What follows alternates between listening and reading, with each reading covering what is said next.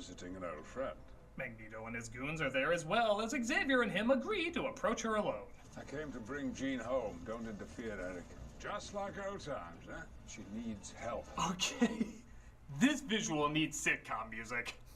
One's a peaceful professor, the other a genocidal extremist. Together, they have to convince a woman not to blow up the world because everyone thinks the Dark Phoenix is the only part of the Phoenix there was. Can they stop her insanity while having a little fun along the way? Fox presents Jean-Luc and Gandalf, some wacky wit from wacky Brits. They do a good job making Jean pretty intimidating and downright creepy at times, but for going back to her childhood home, there's no exploring her past, her psychology, what led her to this mental state. She just starts tossing shit. Yeah, it's not like the Phoenix had any mental play whatsoever.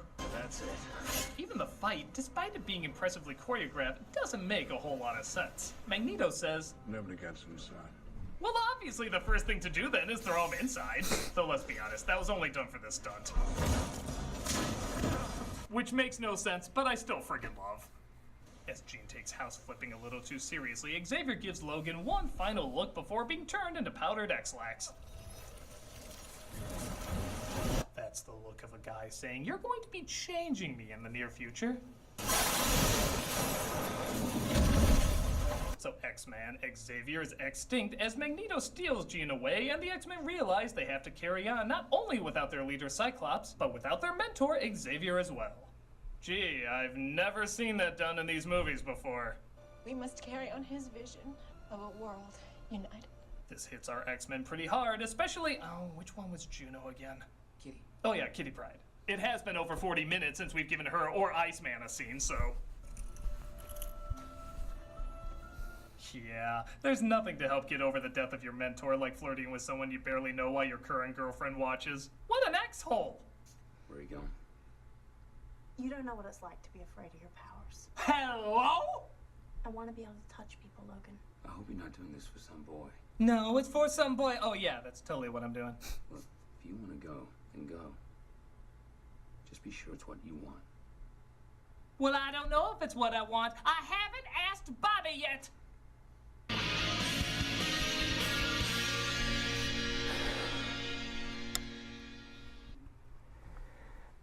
I think the biggest problem with these movies, from what I've seen so far, is that there is way too much characters. Some of them are bound to get less screen time. There's a good reason why TVs and cartoons are there. And also, the Phoenix as a dominatrix. I mean, her being the powerful one, and she has and sometimes she has that clothing. Like, really? Okay.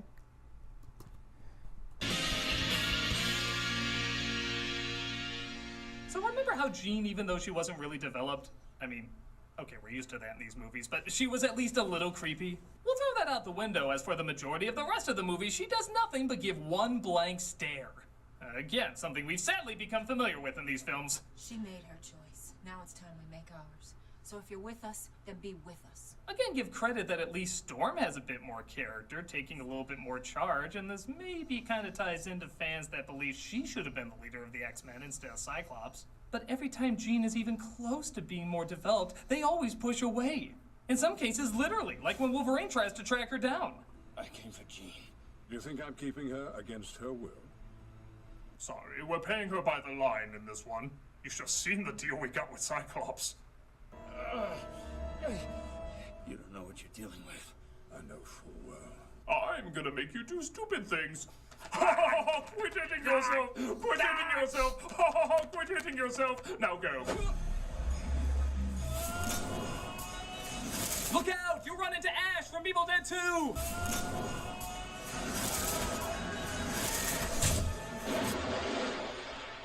The SWAT team finds Magneto's army, but it turns out it was just multiple man as a diversion. Okay. I give up.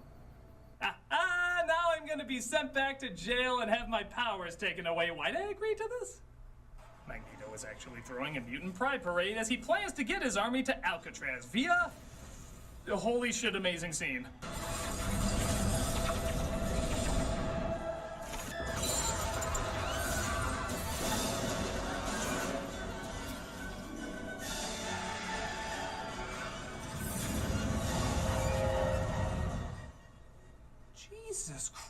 that's not X-Men at all. No, not at all.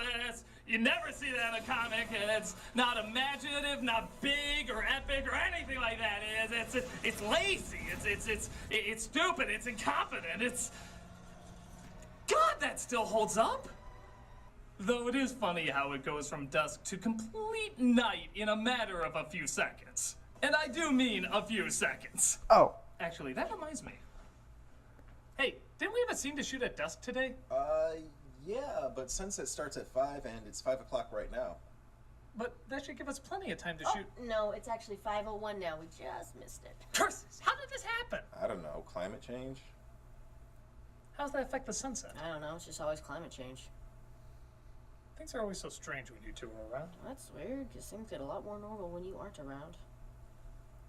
Magneto's army plans to kill the boy supplying the cure, but they have a lot of obstacles to get through. In chess, the pawns go first. I call them the test audience. But the X-Men show up to stop them, and the, not the least bit kick-ass climax begins.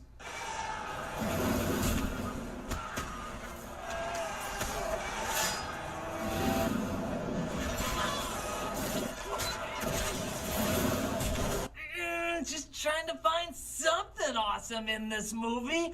Like Juggernaut and Kitty Pryde chasing each other through concrete walls. Pedestrian setting projectile cars on fire. Boring. Kelsey Grammer as Beast launching into the air, roaring and ripping people to shreds. Have you even read an X-Men comic? Where's Xavier showing a girl around Cerebro for hours? That's the kind of excitement that ignites the imagination. Oh, don't worry though. There's still plenty of stupid to go around. Like this line that launched a million groans. Don't you know who I am? I'm the Juggernaut, bitch!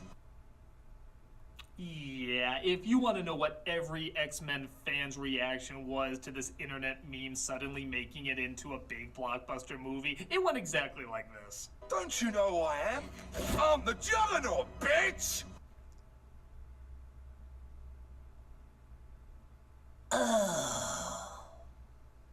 Then there's this scene where the mutants try to kill the scientist in charge. You're the guy that invented the cure, right? Yep, that's her. Please, don't do this. I only wanted to help you people. Do we look like we need your help? All we need is a script doctor. Yay, that kid who had less screen time than the catering credit got to save his dad. Because that's what it's all about. Wolverine even manages to learn how to work with the X-Men as a team. We work as a team. Best defense is a good offense. Because that's what it's all about. Also gotta love how Beast resigns because they weaponized the cure, and he uses the weaponized cure to inject Magneto. You and I know that it's only going to get worse. All the more reason why I need to be where I belong. In the hypocritical gray zone jacuzzi that this film is keeping me nice and warm in. No! She decides once again to go berserk though as she begins wiping out everybody on the island. What have I done? Is it me or does it look like he's asking the audience that upon finishing the film? What have I done? What have I done? That doesn't sound convincing! What have I done? It should have been like... What have I done? No, wait, that's not it. He should have whispered, like... What have I done? Gosh darn it.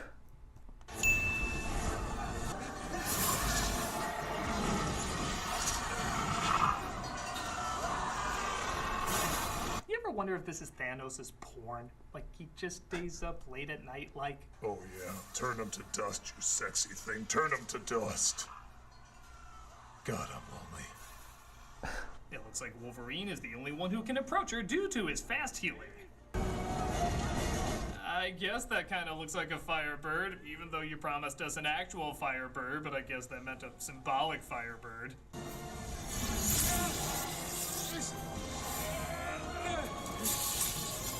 Look, I know you want to see me naked, but can't I go one of these movies with my body mostly covered? I'm tired of people seeing my huge Ackman! He gets her back to her normal self just so he can kill her.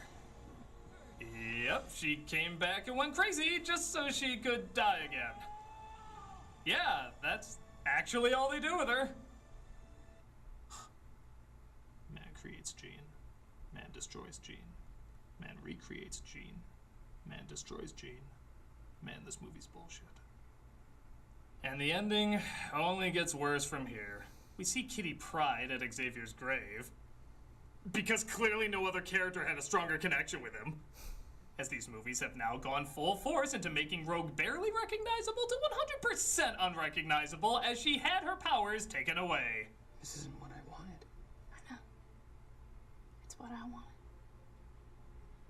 Aw, so she did it for herself.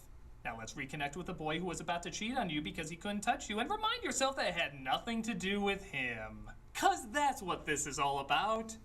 Hey look, Wolverine is proud that Beast is back in the White House, putting their two-sentence rivalry behind them. Way to go, Furball. Because that's what this was all about!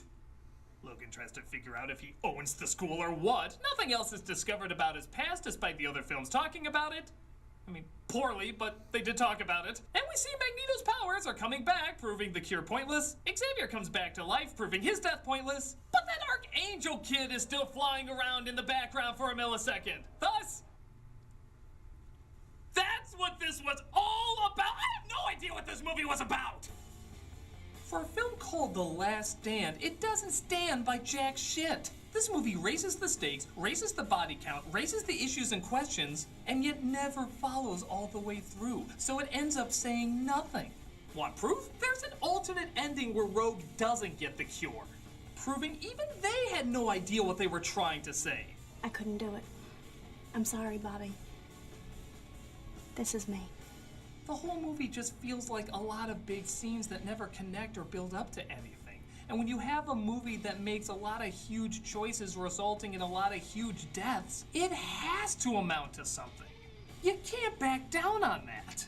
With that said, there are still a lot of amazing scenes to appreciate.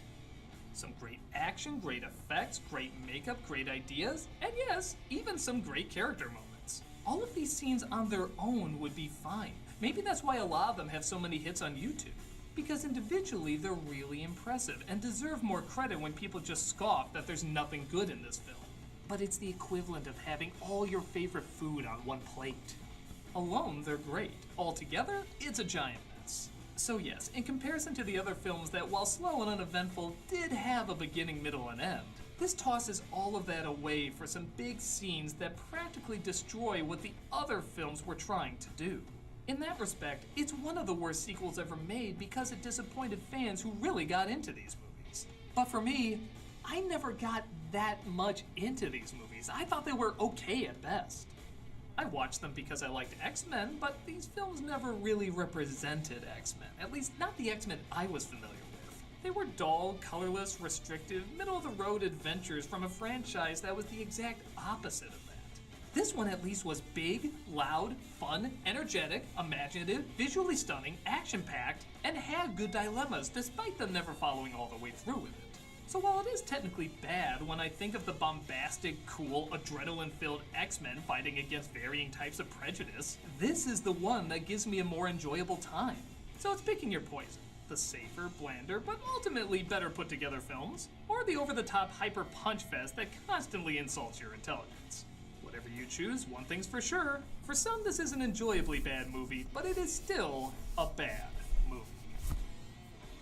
Well, that about does it for X Month, and next week I have a brand new movie to review. Aren't you forgetting something? No, I'm not! There never will be another X-Men movie! There never has been another X-Men movie! A box on you! Wow, he has really repressed X-Men Origins Wolverine, hasn't he? Yeah, that's why I put a copy of it under his desk to remind him he needs to review it. Oh, how do you know he'll find it? He found it.